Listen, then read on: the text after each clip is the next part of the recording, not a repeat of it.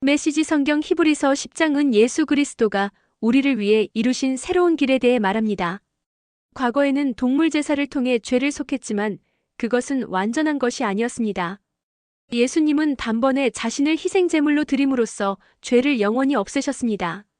이로써 우리는 더 이상 반복적인 제사에 의존하지 않고 그분의 희생으로 온전함에 이를 수 있습니다. 또한 하나님께서 우리 마음에 새 언약을 쓰셨기에 이제 우리는 담대하게 하나님께 나아갈 수 있습니다. 믿음과 소망, 사랑 안에서 흔들리지 않는 삶을 살라는 권면도 포함되어 있습니다. 서로 격려하며 선한 일을 힘쓰라는 말씀이 중심입니다. 히브리서 10장은 예수님의 희생의 완전함과 믿는 이들의 새로운 삶을 강조합니다. 메시지 성경 히브리서 10장 말씀으로 들어갑니다. 예수의 희생. 옛 계획은 새 계획 속에 담겨 있는 좋은 것들을 암시할 뿐입니다. 옛 율법 계획은 완전하지 못해서 그것을 따르는 이들 또한 온전하게 해주지 못했습니다. 해마다 수많은 희생 제물이 드려졌지만 그것은 완전한 해결책이 되지 못했습니다. 만일 그 제물이 해결책이 되었다면 예배자들은 기쁜 마음으로 자기 길을 갔을 것이고 더 이상 죄에 끌려다니지 않았을 것입니다. 그러나 죄의식이 없어지기는커녕 동물 제물을 거듭해서 바칠수록 죄의식과 죄책감은 오히려 고조되었습니다. 황소와 염소의 피가 죄를 없앨 수 없다는 것이 너무도 분명합니다. 그리스도께서 선포하신 예언의 말씀은 이 점을 염두에 두고 하신 것입니다. 당신께서는 해마다 드리는 제물과 예물을 원치 않으십니다.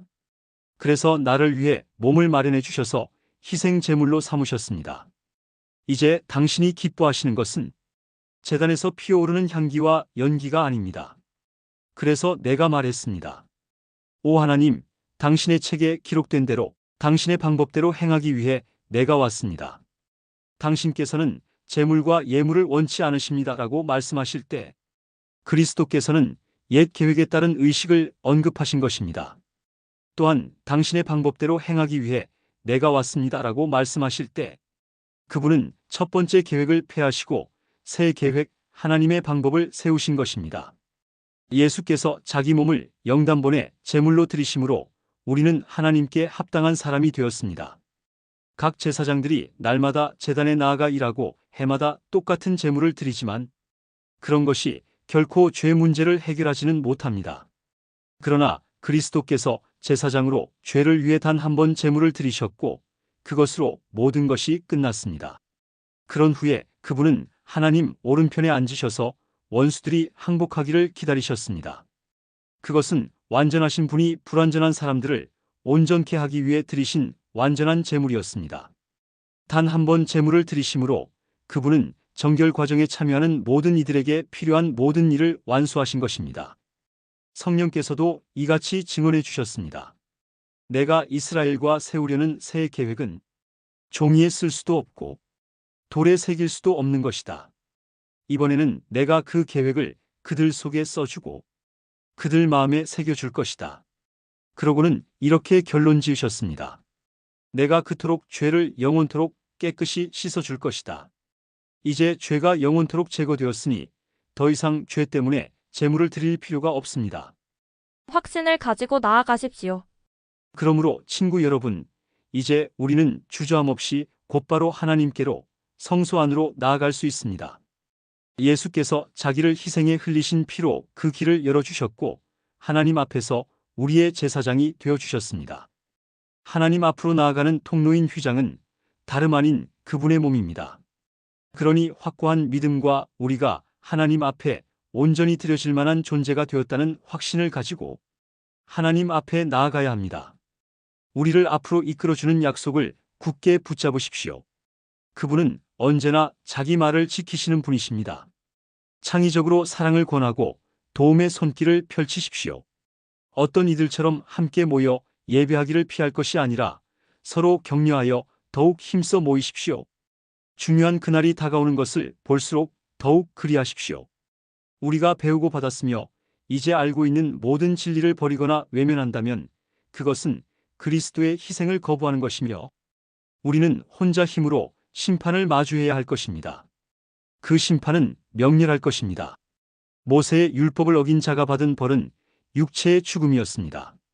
하물며 하나님의 아들을 적대하고 자기를 온전하게 해준 희생에 침을 뱉고 가장 은혜로우신 성령을 모욕하는 자에게는 어떤 일이 있겠습니까? 이것은 결코 가볍게 여길 문제가 아닙니다. 하나님께서는 우리에게 책임을 묻고 그 값을 치르게 하겠다고 경고하셨습니다. 그분은 아주 분명히 밝히셨습니다. 복수는 나의 것이다. 나는 어느 것 하나 그냥 넘어가지 않겠다고 하셨고, 하나님께서 자기 백성을 심판하실 것이다라고 하셨습니다. 아무도 그냥 통과할 수 없는 것이 분명합니다. 여러분이 처음 그 복음의 빛을 보고 난 뒤에 어떻게 살았는지 기억하십니까? 그 시절은 고난의 시기였습니다. 여러분은 사람들 앞에서 박해와 모욕의 표적이었습니다. 어떤 때는 여러분이 표적이 되고 어떤 때는 여러분의 벗들이 표적이 되었습니다.